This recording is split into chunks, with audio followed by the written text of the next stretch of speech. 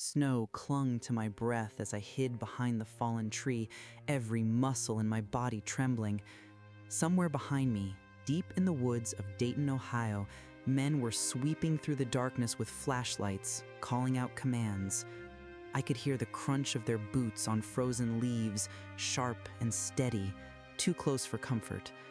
But for a moment, just a moment, they didn't know exactly where I was. The duffel bag Evan had pushed into my hands felt like a cinder block. It held everything, years of evidence, names, offshore transactions, coded messages, signed authorizations, enough to bring down some of the most powerful men in Ohio, enough to get me killed 10 times over. I pressed a shaking hand over my mouth to quiet my breathing. Footsteps crunched closer. Someone shouted, "Spread out, she couldn't have gone far." A beam of light swept across a patch of snow only 10 feet away. If they turned just a little more, they'd catch sight of my boot prints. Think, Maya. Think. I scanned around desperately until my eyes landed on something, an animal trail cutting through the underbrush. Rabbits, maybe deer. The snow was patchy there, the ground more mud and then white. It wouldn't leave clear footprints. I tightened the strap on the duffel and crawled silently toward the trail on my elbows, fighting the urge to run. I dragged myself under branches, moved low like Evan told me, and prayed they wouldn't look down. Once I reached the muddy stretch, I rose into a crouch and moved deeper into the woods, keeping to the thinnest shadows, following the natural dips in the earth where years of animals had carved narrow tunnels beneath the trees. Behind me, flashlights flicked in the wrong direction. I exhaled shakily. One step at a time, Maya. One breath at a time. After what felt like forever, the woods began to thin, and I saw something through the trees, a flicker of yellow light. Not a flashlight. Warmer, steadier. A house. Far off, maybe a mile through the trees, tucked behind a field. A farmhouse. Old, weathered, isolated. Perfect. I adjusted the duffel, frostbite fingers burning, and started toward it. By the time I reached the tree line, my lungs ached, my legs numb. The farmhouse sat in the center of a large clearing, a single barn beside it, smoke curling from a chimney. Someone was awake. But I didn't see any cars. No movement. I stepped out cautiously. Halfway across the clearing, the back door opened. My heart stopped. A tall man, maybe mid-60s, stepped out onto the porch with a shotgun in his hands, not raised yet, but held with the casual confidence of someone who knew exactly how to use it. He squinted toward me. "You lost?" he asked. His voice was low, gravelly, suspicious. I froze. Then he pointed at the duffel bag. "And what's in the bag?" My throat dried. I held the strap tightly. "Documents," I said. I'm in trouble. I just need to get to a phone. The police." The man snorted. "If you're running through my woods at 3 a.m, it ain't the police you want to call." I opened my mouth, but he raised a hand. "Stop right there. Don't come any closer." For a moment, neither of us moved. Then he said something that made every muscle in my body tense. "You came from Halston's old route, didn't you?" My breath caught. Halston, the same man Evan said was at the top of everything. You know him?" I whispered. The old man spat on the ground. "I know his kind, and if he sent men into my woods tonight, then you're either stupid or you're carrying something he desperately wants back." "I'm not stupid, just in danger." He studied me, hard, searching for lies. Then he lowered the shotgun slightly. "Get inside," he said, quick. I hesitated. "You trust me?" He shook his head. "No, but the people chasing you are worse." I sprinted across the clearing and into the farmhouse. The inside smelled like wood smoke and old blankets. A single lantern lit the room. He shut the door, bolted it, and pulled the blinds tight. "Name's Marshall," he said, setting the shotgun aside. "You?" "Maya." "You bring trouble to my doorstep, Maya?" I swallowed. "Yes, a lot of it." He nodded once. "Then sit and talk." I opened the duffel and pulled out a handful of documents. Marshall leaned over the table, eyes narrowing as he skimmed them. He whistled sharply. "Lord Almighty, you got yourself mixed up in something big." I nodded. "Do you know how to reach the press? The real press?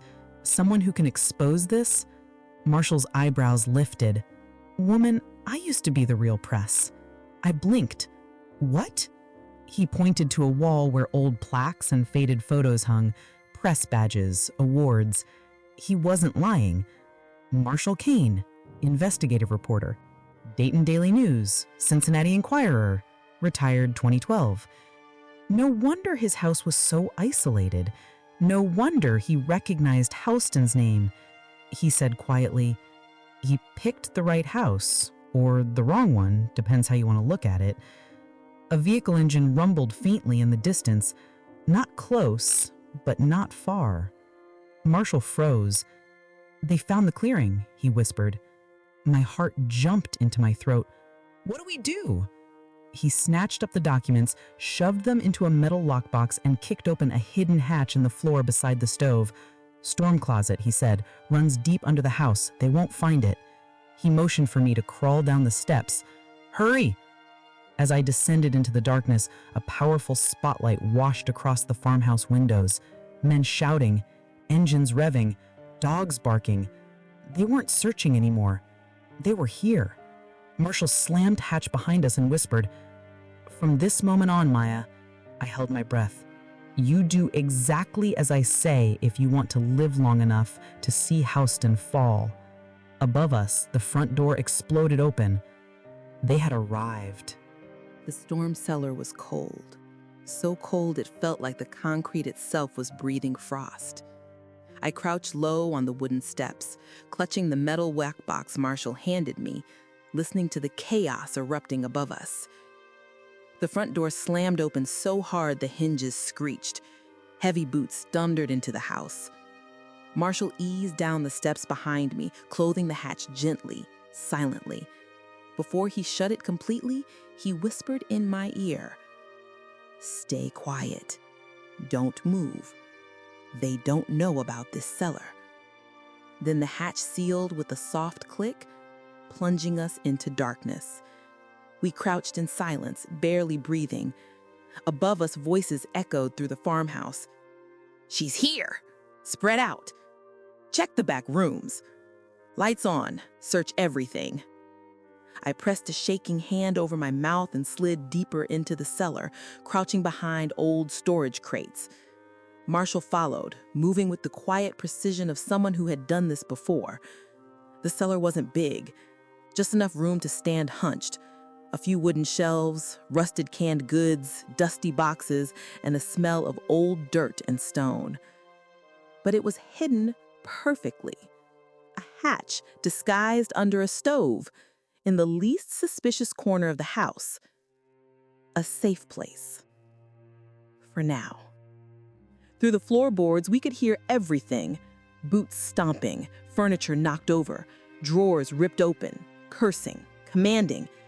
"They tore through Evan," a man shouted. My blood froze. "Did he talk?" "No, but we didn't find the woman. She's close." Another voice, one I recognized. "Tom." He barked. "Fan out across the clearing. She's not far. And check every inch of this house." Marshall leaned close, whispering in my ear. "That man, Tom, he's not the brains. He's just muscle with a nice suit." I nodded, trembling. "If he finds this hatch?" I whispered. Marshall shook his head. "He won't. I built this place myself, and men like him don't look where they should. They look where they expect trouble." Suddenly, a loud crash. Someone kicked the stove aside. My stomach plummeted. They were right above the hatch. Tom's voice turned sharp. "What's this?" I felt my heart in my throat. If he found the hatch, it was over. But another man answered quickly. "Just an old cast iron stove, sir, nothing else." Tom grunted. "Useless. Move." footsteps shifted away. I swallowed a sob of relief. Marshall leaned close, whispering, "See? They're impatient. They don't know how to search old Ohio farmhouses." But even as he said it, the rumble of engines grew louder, more vehicles arriving, dogs barking. This wasn't a quick sweep. This was a hunt. I grabbed Marshall's sleeve and whispered, "Why do you live way out here?" He smirked in the dark. "Because I made some powerful enemies long before Halston, the kind that don't forget." I blinked. "You? Who?" He tapped one of the faded press badges around his neck. "I was one of the guys investigating corruption in Cincinnati and Columbus before any of this started. The wrong men hated my stories. So I retired early, or so they thought." His expression hardened. "When Daniel reached out 2 years ago, he found me. Said he had something big, bigger than anything I'd ever worked on. Asked if I had a place to hide data. I said yes." My breath caught. "So Daniel trusted you." "With his life," he whispered. "And now yours." Another crash sounded above us, bookshelves knocked over, glass breaking. "We need a plan," I whispered. "We can't stay down here forever." Marshall nodded. "Don't worry. There's a way out." "Where?" He pointed into the dark. "A tunnel, built during Prohibition, used to run booze through the farmland. It comes out near a creek a mile east." Relief washed through me. "And we can take it?" He said. "We have to." But then his voice dropped, serious, grim. "But we take it after they leave the house. If we open that hatch too early, they'll hear it and shoot us before we make it 10 feet. I nodded. We waited. Minutes felt like hours. Above us, the search continued. Chairs thrown, walls pounded, curses shouted. One dog stopped near the stove and growled. I froze. Then Tom shouted, "Not there, basement doors outside. Check around the barn." The dog moved on. I let out a slow, shaky breath. Finally, after what felt like 30 minutes, Marshall whispered, "They're spreading out, checking the property. Good. They'll wander too far from the house." He reached into the cellar wall and pulled a small generator-powered lantern. He clicked it on just enough to cast a faint glow. He motioned for me to follow. We creeped toward the back of the cellar where an old wooden panel lay against the wall. He pushed it aside, revealing a dark, narrow tunnel. "You first," he whispered. I hesitated. "Marshall, if they catch you?" "They won't," he said firmly. "I've disappeared once before. I can do it again." I shook my head. "I'm not leaving you." He gave a short laugh. "Oh, yes, you are." He placed the metal lockbox back into my hands. "Take this. Everything is in here, every file that matters. If they catch me, fine. I'm an old journalist. I know how to stall. But you're the only one who can finish what Daniel started." Tears pricked my eyes. "But Evan, I know," Marshall said softly. "Evan gave up everything so the truth could survive. Mark too." He placed a hand on my shoulder. "Don't make their sacrifices meaningless." My throat tightened.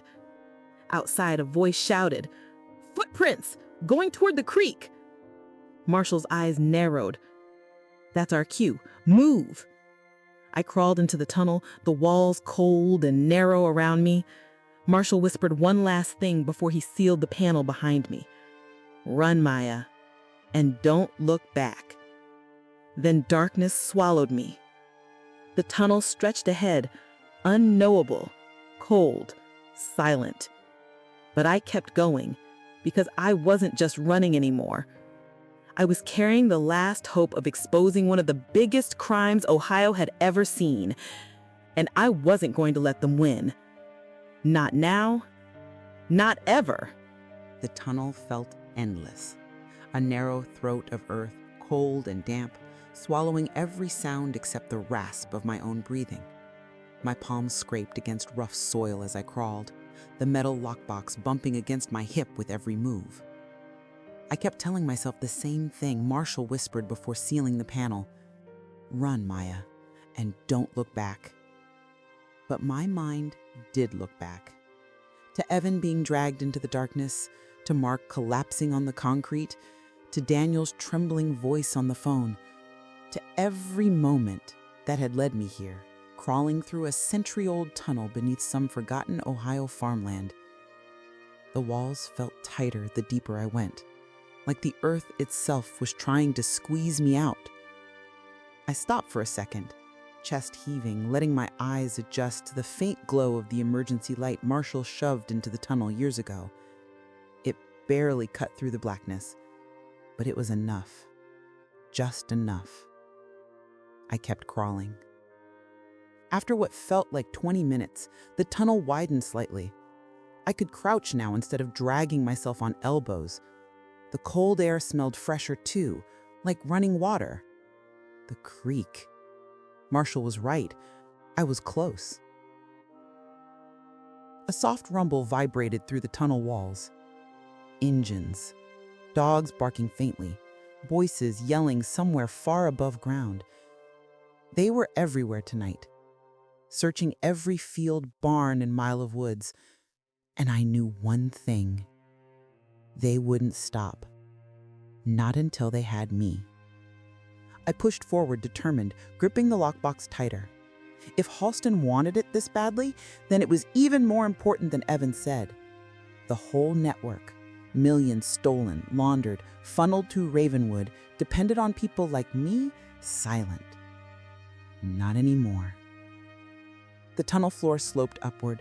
My fingers brushed cold stone, then finally, a wooden panel above me. The exit. I pressed my ear against it. Nothing. No footsteps, no voices, only the faint rush of water nearby. I lifted the panel slowly, inch by inch, praying it wouldn't creak. It didn't. Snowy air rushed in, freezing my skin. I climbed out of the tunnel and into a thicket of tall weeds behind a bend in the creek. Trees hid me from the clearing. The farmhouse was out of sight. So were the men searching for me. For now. The moonlight reflected off the icy water as it trickled over rocks. I took a deep breath. I was free of the trap, but I wasn't safe. I knelt beside the creek, dipped my hands in the freezing water and washed the dirt from my face. My reflection stared back, tired, bruised, frightened, but alive, and more determined than ever. I whispered to myself, "You can do this." Then I pulled out the metal lockbox and examined it. 2 combination locks, heavy steel. A note, taped to the bottom. My hands trembled as I peeled it off. Marshall's handwriting. "If you're reading this, they probably got me. Find Allison Ward at the Columbus Ledger. She's the last one Halston couldn't buy." The Columbus Ledger, a respected Midwestern newspaper, tough reporters, incredible watchdog investigations. Daniel must have trusted her. Marshall did too. She was my best, maybe only shot. I tucked the note into my pocket and slung the box over my shoulder. Then, a crack echoed across the woods. A sharp, sudden sound. A gunshot. My entire body tensed. Another shot followed, and then a man's voice. "Check the creek! She came this way!" They were close. Too close. I ducked behind a fallen log and listened. Boots crushed through the snow, maybe 100 yards away. Flashlights cut through the darkness like white blades. My brain raced. I needed a direction, a destination, somewhere safe enough to plan my next move. The creek curved east, and east meant the county road. From there, civilization, lights, gas stations, highways. A chance. I crouched low and began moving quickly along the water edge, every step sinking into mud and ice. My breath puffed into white clouds. The cold air stung my face. Behind me, flashlights swept the trees. "She's close! Tracks by the water! Move!" My heart hammered as I slid down the creek bank, hiding behind rocks, moving with the flow of water. I kept going until my legs burned. Finally, faint lights appeared through the trees. A road. I scrambled up the snowy bank and onto a narrow gravel shoulder. A small metal sign stood crooked beside the ditch. County Road 131. 3 miles to Dayton outskirts. If I could make it there, I could find a phone, a bus, a ride, anything. I tightened the strap on the lockbox and started walking fast along the dark road. But then, headlights appeared over the hill behind me. Bright, too fast. My stomach dropped. An SUV. And not just any SUV. I recognized the shape instantly. The same black one from Columbus. I dove off the road into a ditch just as the vehicle sped past. It didn't slow, didn't stop, but its taillights glowed in the distance like red eyes. They were circling the area. I pressed myself into the frozen mud of the ditch, barely breathing, heart slamming so hard I thought they could hear it. The SUV paused ahead. The brake lights brightened. The engine idled. I held my breath until my lungs burned. Finally, after what felt like an eternity, the man climbed back in and the SUV rolled forward, disappearing over the hill. I didn't move for another minute. Then, I pulled myself out of the ditch, knees shaking, and whispered, "Keep moving, Maya. Don't stop." I pushed forward along the road. 1 mile, 2 miles, my legs numb, my hands freezing, my body drained. Then, finally, the glow of street lights appeared in the distance. Civilization, Dayton city limits, safety, at least temporary. And as I reached the edge of the first neighborhood, passing a gas station with flickering yellow lights, my burner phone vibrated in my pocket. My stomach twisted. Slowly, I pulled it out. One new message from an unknown number. "You should have died in the tunnel, Maya. Since you didn't, we'll finish this in daylight." My throat tightened. Another message followed. "You can't run forever." I stared at the phone, the cold screen glowing in the darkness, and felt something shift inside me. A new feeling, a sharper one. Not fear, not panic. Anger. Burning, focused anger. I whispered under my breath, voice steady, "You can do this." And then, I stepped into the dim light of Dayton, ready for whatever came next.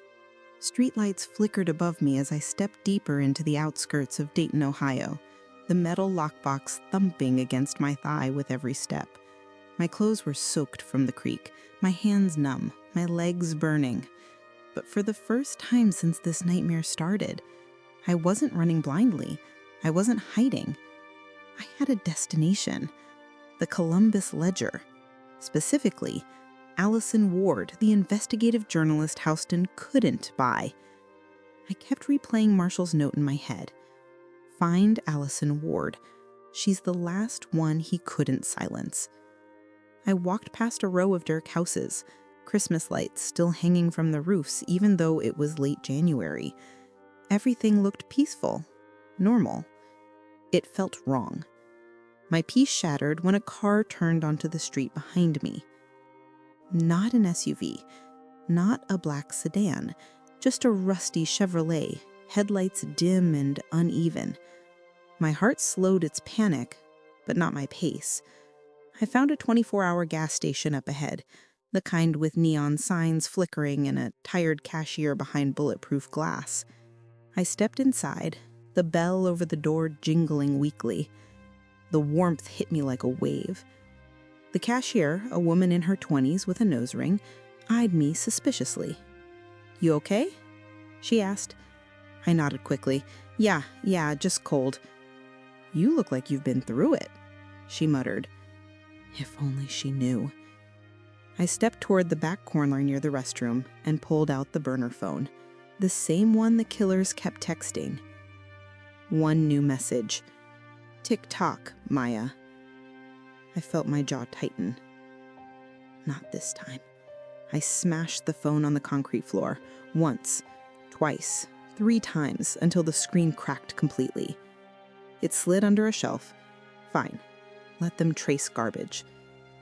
I checked over my shoulder, making sure no suspicious men were outside. Clear. But I didn't trust that feeling anymore.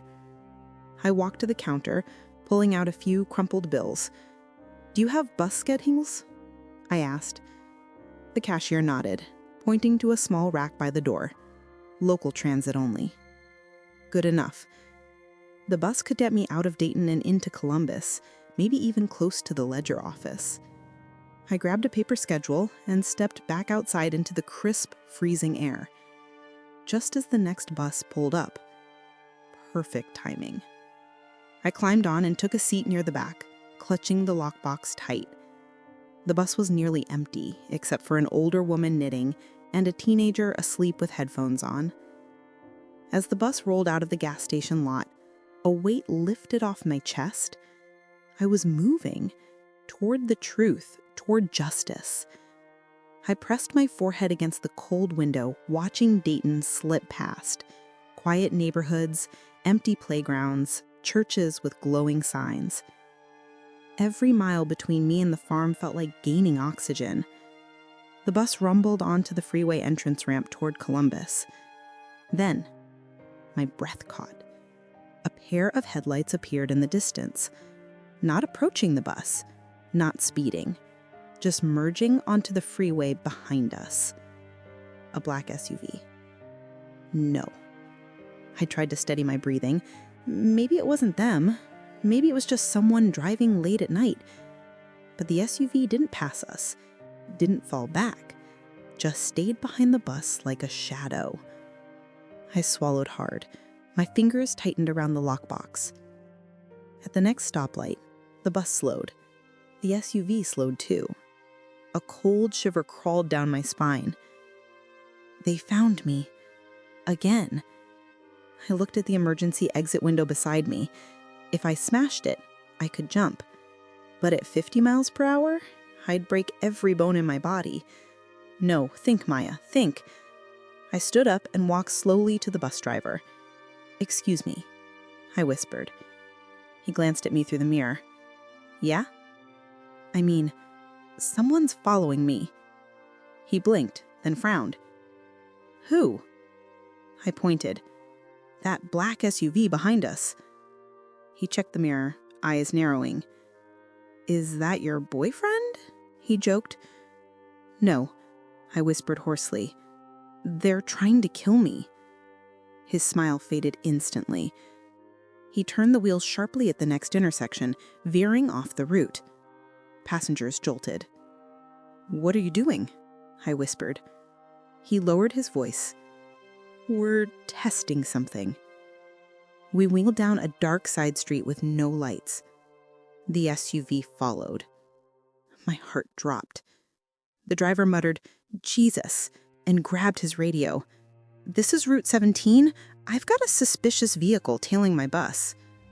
The radio cracked with static. "Route 17, what do you mean, suspicious?" He stared straight ahead. "I mean, this ain't normal." The dispatcher hesitated. "Do you require police response?" I turned pale. Police. Local police.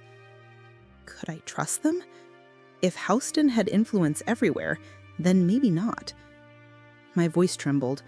No police, please. The driver looked confused, but he nodded. All right, then we do this my way. He reached up and flicked off all interior bus lights. The inside plunged into darkness. The SUV crept closer. Then, suddenly, the driver slammed his foot down. The bus shot forward, roaring down a side road at full speed. The SUV gunned its engine too, racing after us. The driver yelled, "Hold on!" My hands gripped the seat rail. Streetlights flashed past like sparks. The SUV swerved left, closing the gap, its headlights blinding. "Driver, look out!" A side street appeared. He jerked the wheel. The bus swung violently, tires screeching, passengers screaming, my body slamming sideways. But the SUV overshot the turn, skidding on ice and slamming into a guardrail with a brutal crunch. The bus kept moving, faster, farther. The crash shrank behind us. My chest heaved. The driver slowed only when we reached a wide, quiet road near Riverside, north of Dayton. He pulled the bus to the curb. "You okay?" he asked, panting. I nodded shakily. "Thank you. Thank you so much." He looked at the lockbox in my hands. He said softly, "Whatever's in there, don't let them get it." I stepped off the bus, my legs trembling, but my resolve harder than ever. The cold hit me again, but this time, I didn't flinch. I wasn't a victim anymore. I was carrying the truth. I crossed the road, heading toward the faint lights of a late-night cafe up ahead, somewhere with Wi-Fi, somewhere I could plan my next move to reach Allison Ward. But then, my phone buzzed. I froze. It wasn't the burner. It was my personal phone, the one I hadn't used since the morning. I pulled it out slowly. One message. Unknown number. Nice bus trick. But this time, you won't see us coming. My stomach knotted. They knew exactly where I was, even without a phone signal. They were tracking me some other way. I exhaled one shuggy breath. Nothing would stop me now. The cafe door chimed as I stepped inside, and warm air wrapped around me like a blanket. The place was nearly empty, just a college kid typing on a laptop and an older man reading a newspaper. Soft music played overhead, something calm and nostalgic. It felt like a normal place, a safe place, but my heart wouldn't slow down. I took a seat in the far corner where I could see the front door and both windows. I set the metal lockbox on the table, hands still shaking from the bus chase. A waitress in her early 20s walked over, her blonde hair tied in a messy bun. "What can I get you?" she asked with a soft smile. "Just hot tea," I whispered. She nodded and walked away. I took a deep breath and pulled out the note again. Find Allison Ward, the Columbus Ledger. I opened my laptop, fingers trembling on the keyboard. Wi-Fi connected. I typed, Allison Ward, Columbus Ledger, contact. Her name appeared immediately. Investigative reporter. Specializes in government corruption. Award-winning. Protected sources in multiple federal cases. Exactly who I needed. I copied her email and hesitated only a second before typing, subject, urgent, evidence on Houston and Ravenwood. My fingers shook as I wrote, my name is Maya. I have evidence you need to see. People have died. They're trying to kill me too. Please respond immediately. I attached a single file, one small encrypted document Evan gave me, separate from the logbox. A test, he called it, enough to prove the bigger evidence was real. Then I hit send. My chest tightened. This was it, the beginning of the end. The waitress returned with my tea. "Here you go." "Thank you," I whispered. She paused, looking at the lockbox. "You traveling?" she asked lightly. "Something like that." "Well," she said gently, "you look like you've been through hell tonight." I offered a small, tired smile. "You have no idea." She walked away, and for the first time in days, I allowed myself to breathe. But the peace lasted only seconds, because when the cafe door opened, a chill ran up my spine. A man walked in, tall, black coat, baseball cap pulled low. Not Tom, not one of Houston's men I recognized, but dangerous. I felt it instantly. He scanned the room slowly, then his eyes landed on me. I looked away quickly, heart pounding. "Don't panic, Maya. Not here, not now." I picked up my tea, pretending to sip, and glanced at my reflection in the window. He was watching me, not approaching, just watching, waiting. My phone buzzed. Email notification. My breath caught as I opened it. Allison Ward, 2:14 a.m. REE, urgent, evidence on Houston and Ravenwood. She replied. She replied. I opened the email with trembling hands. "Maya, I've been expecting something like this for a long time. I believe you. Do not move. I'm sending someone I trust to bring you straight to me. Whatever you're carrying, guard it with your life. Stay where you are. Help is close. Allison Ward." My chest filled with relief so intense I almost cried. Help was coming. Real help. Honest help. Someone to protect me. Someone to publish the truth. But then, the man in the black coat shifted. His phone buzzed. He read something. Then his eyes snapped up straight at me with a new expression. Recognition. He stood, fast. My blood turned to ice. No. My phone buzzed again. Another message from Allison. "Maya, the person coming to get you will be a woman named Megan Porter. She is a former federal agent. She will approach you quietly.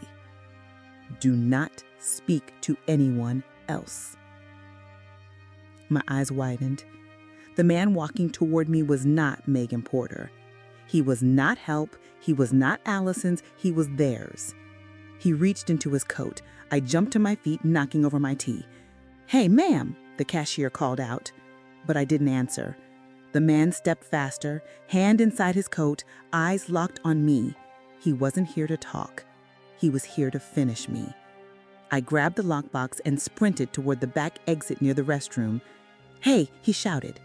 Chair scraped. The door slammed open as he lunged after me. I ran into the back hallway, snow boots thudding behind me, my lungs burning. I grabbed the exit door handle. It didn't budge. Locked. Oh God, he was almost on me. I looked around desperately. An old fire extinguisher on the wall. I grabbed it, yanked it free, spun, and smashed it against the exit bar. Glass shattered. The emergency mechanism released. The door burst open, cold air rushing in. I sprinted outside into the alley, clutching the lockbox to my chest. The man shoved through the door seconds later. "Maya, stop!" I didn't stop. I ran. Down the alley, across the snow, heart exploding in my chest. Then hot lights swung around the corner. A black sedan, barreling toward me. I gasped, but the sedan didn't slow. It screeched to a stop beside me. The back door flew open. A woman leaned out, tan coat, sharp eyes, badge around her neck. "Umea Parker, get in now." My breath caught. "Megan?" I gasped. "Yes, move." I dove inside the car and slammed the door. The sedan peeled away as the man in the black coat sprinted into the alley, too late. Gunshots cracked behind us. Glass shattered. The car swerved. Megan shouted, "Keep your head down." I ducked as we sped onto the main road and vanished into the night. For the first time, I wasn't running alone. I wasn't hiding. I had someone fighting with me. Megan glanced at me in the mirror, eyes fierce. "Hold on, Maya. We're taking you to Allison, and we're going to end this tonight." Megan drove like someone who'd been chased before, fast, fearless, and always 3 moves ahead. The black sedan cut through Dayton's dark streets, weaving around corners, slipping through yellow lights, leaving the gunman behind like he was standing still. My hands were locked around the metal evidence box so tightly my fingers had gone numb. Megan glanced at me through the rearview mirror. "You're safe now," she said. "You did the right thing reaching out to Allison. She's been tracking Houston for years." I swallowed hard. Are we going straight to her?" "Yes, she's already prepping her war room." "War room?" Megan smirked. "You'll see." We merged onto the highway toward Columbus. The city lights of Dayton shrank behind us, dissolving into black countryside. For the first time, I allowed myself to breathe. My body trembled from the cold, the fear, the exhaustion, the loss of Evan and Mark. But something else rose inside me now. Strength, determination, purpose. Megan kept her eyes scanning the mirrors. "You did good," she said quietly. "Most people fold after the first threat. But you outran a murder team on foot, got the evidence out, survived the tunnel, and kept moving." She shot me a quick glance. "You're tougher than you look."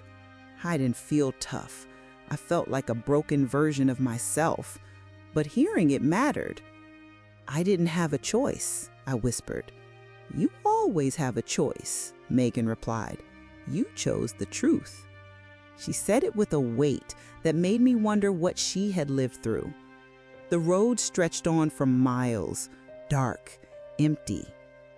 Too empty. "Megan," I asked cautiously, "are we being followed?" She checked the mirror again. "More than likely, yes, but not close enough to pin us down yet." A knot tightened in my stomach. How do they always find me? Megan hesitated. "That's the part we need to fix. Once we get to Allison, she'll figure it out. Houston has access to things he shouldn't.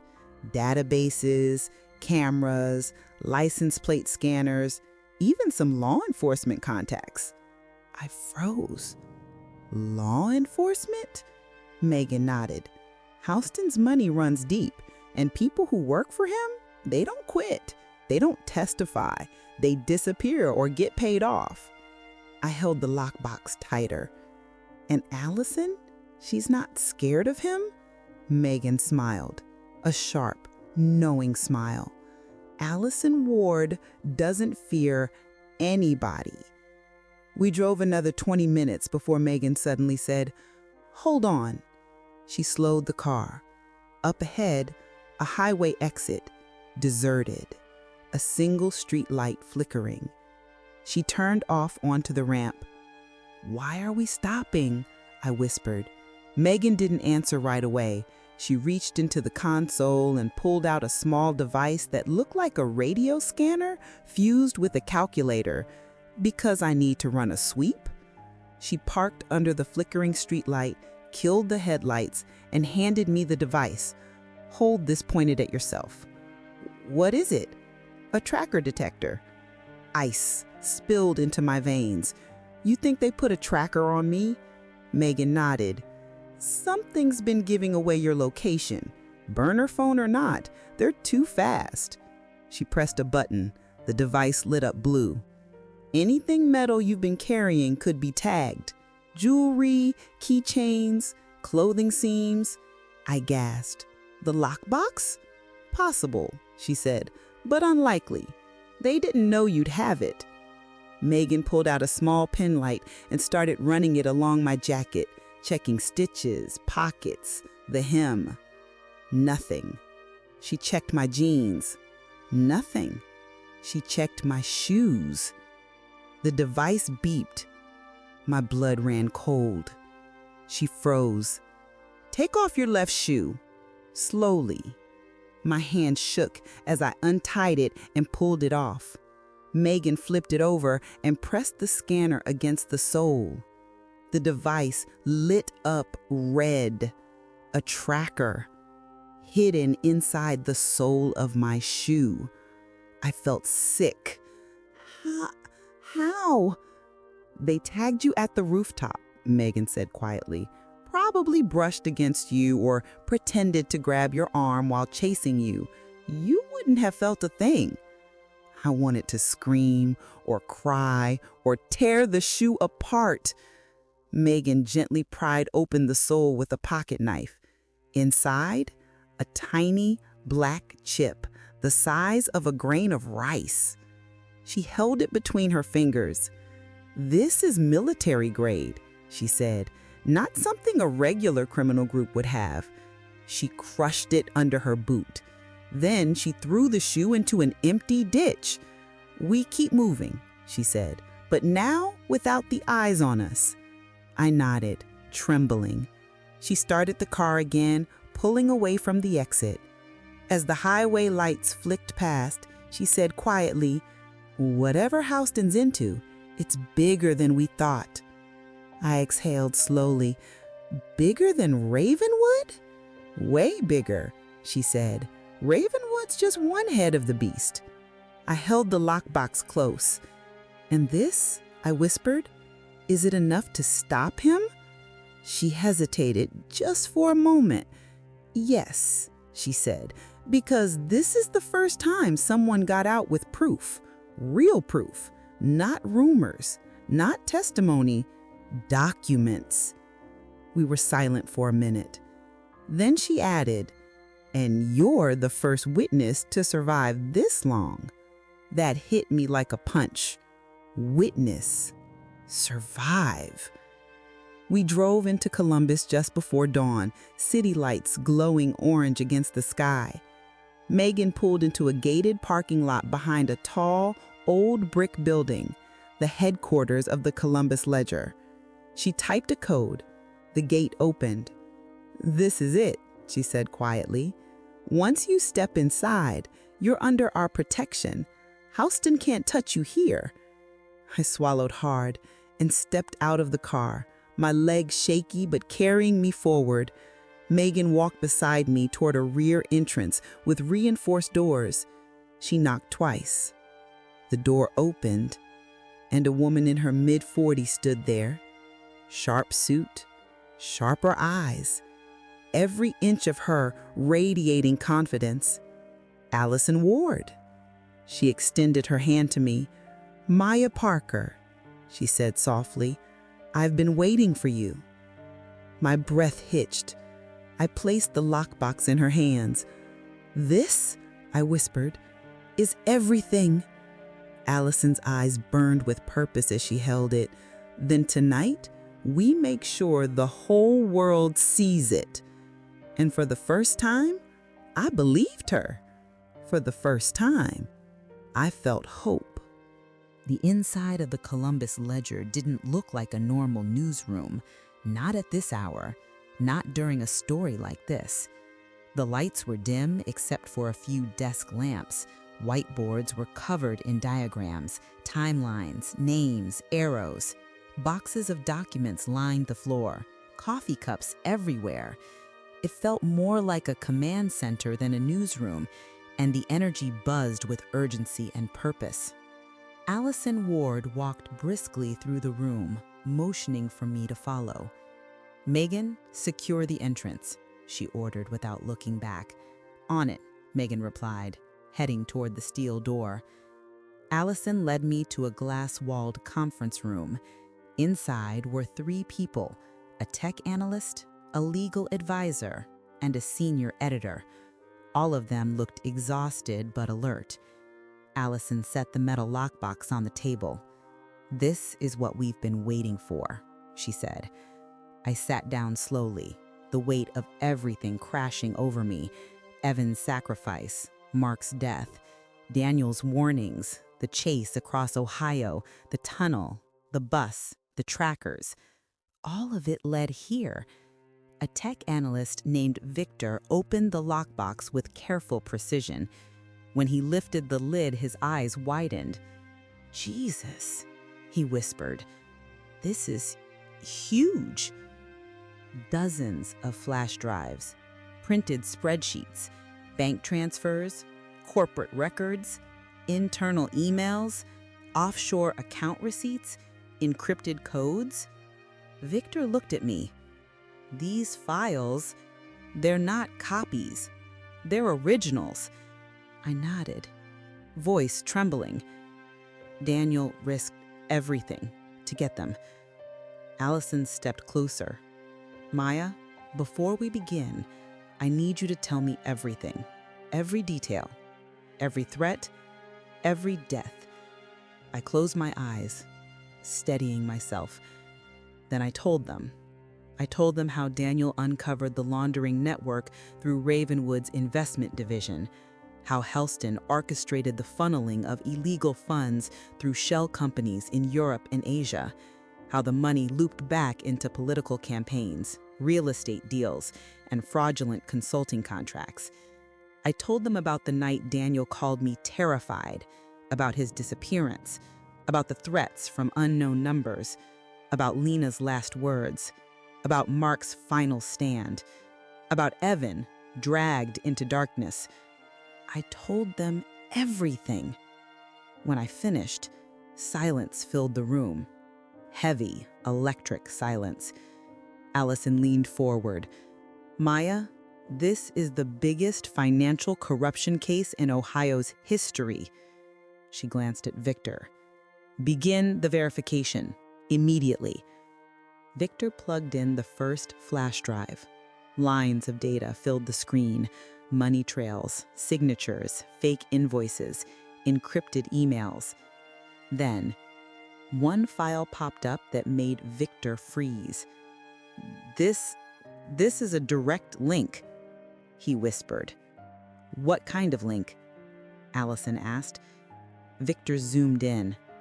"This shows a transfer of $78 million from Halston Global Holdings to a Cayman shell company controlled by Tom Dawson." My heart thudded. Allison's eyes sharpened.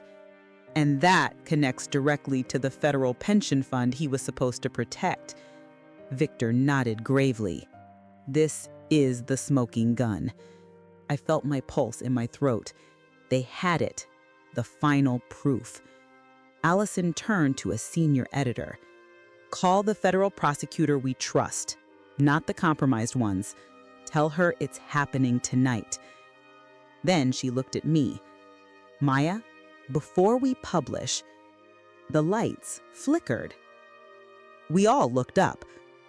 Another flicker. Victor frowned. Backup generators should have caught that. Megan burst into the room. "Allison, someone just cut power to the entire block, and I have 2 black SUVs parking across the street." My blood froze. No, they can't." Allison didn't hesitate. "Get everyone into the basement vault. Grab the drives." Victor stuffed the files back into the lockbox. The team scrambled. Megan pulled out her gun, motioning for me to stay behind her. "We have 3 minutes before they breach." Everything happened fast. We rushed down a stairwell as the building shook from the power being cut. Red emergency lights flashed. Phones buzzed with security alerts. Megan shouted, "Go! Move!" We reached a massive steel vault door, reinforced, windowless, built for storing sensitive evidence. The editor typed a code. The vault unlocked. We filled inside just as the first explosion rocked the front of the building. Boom! Glass shattered, screams echoed upstairs. Megan slammed the vault door shut and locked it. A deafening silence followed. Inside the vault, Allison turned to Victor. "Can you transmit the files from here?" Victor nodded shakily. "Yes, but once it uploads, there's no turning back." "Good," Allison said. "Upload everything. Dump it to every major outlet, news platform, and federal watchdog." He plugged in the main drive and began the transfer. Outside, shouts, footsteps, the building shaking as someone tried to break through. Megan held her gun steady at the door. "We have 3 minutes before they breach." I stepped beside her. "They want me, not the story." Megan shook her head. "No, Maya. They want the truth buried. You're just part of it."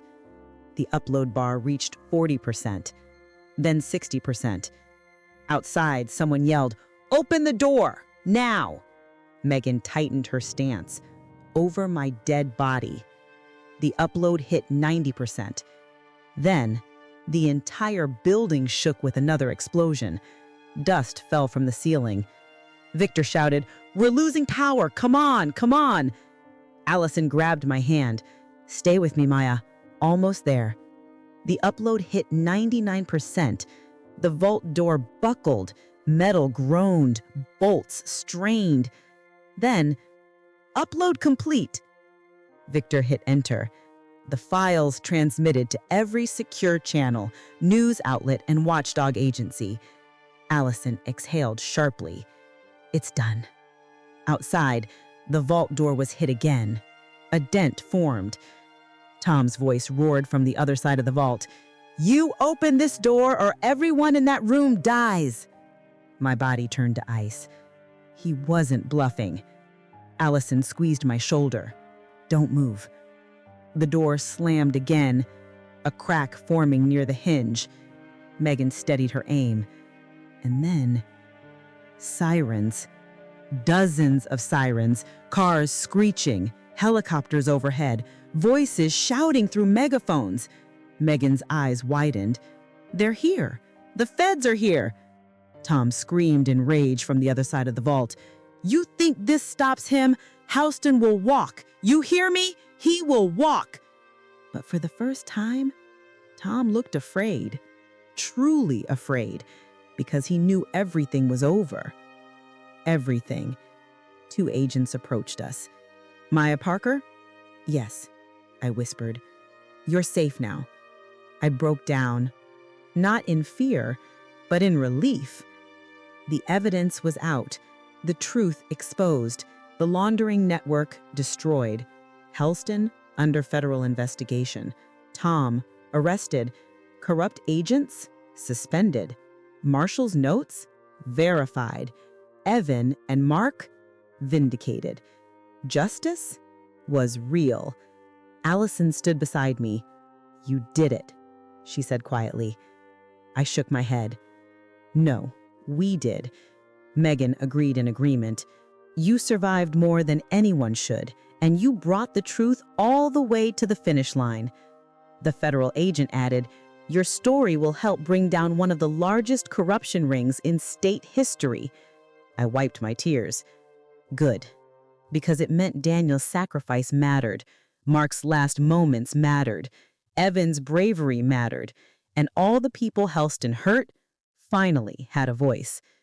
As we stepped out of the building into the pink-orange glow of sunrise, I realized something I never expected. I wasn't afraid anymore. I was free. Completely. Finally. Truly free. And justice had finally won.